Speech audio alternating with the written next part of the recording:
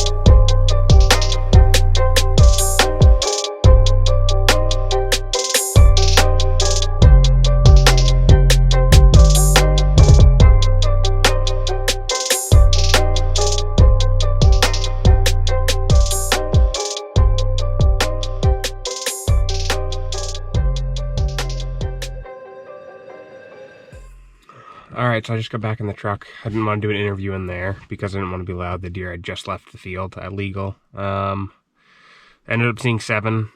I think there might have been an 8th one in the woods. 3 came through at like 5:15 and just like 200 yards away, cut the corner of the field and went the other way. And then like 20 minutes before dark, I look up and there's a doe like 90 yards from me, just stepped out of the woods right across from me.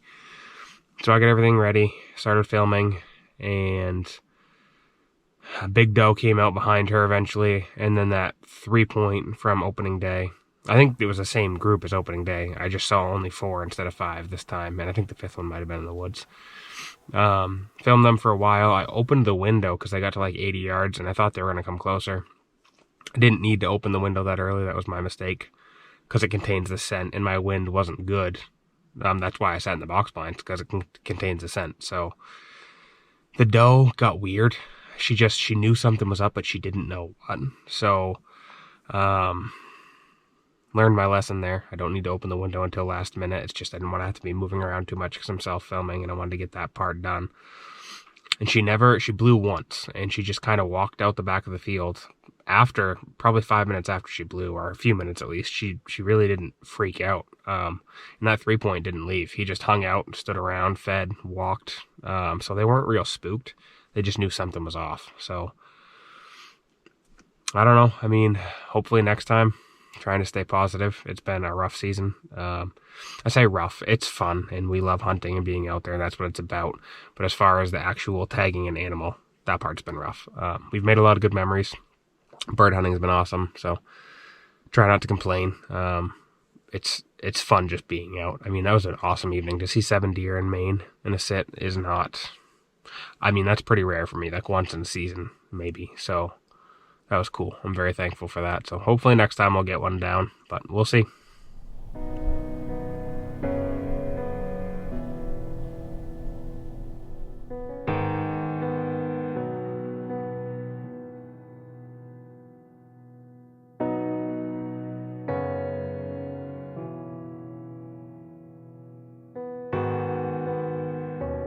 So this morning, I did not do a post interview. Wasn't really out of frustration like I thought it might be because of how it went. I'm trying to stay positive because I saw Andy this morning for the first time during hunting season in daylight, and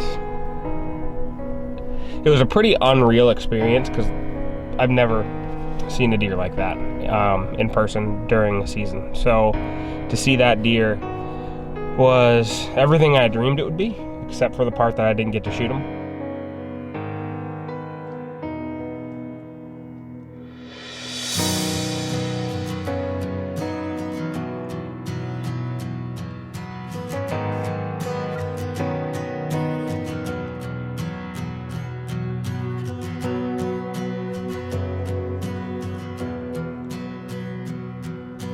It's a deer that anyone in Maine would dream of just laying eyes on. So I'm trying to stay positive and not be mad that it didn't actually end up with me shooting him.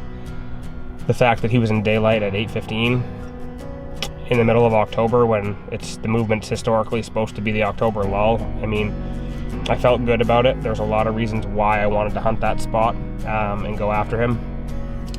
Red Moon had just happened. That ended 2 or 3 days ago, and usually the 3 or 4 mornings after that, hunting really close to bedding areas is good.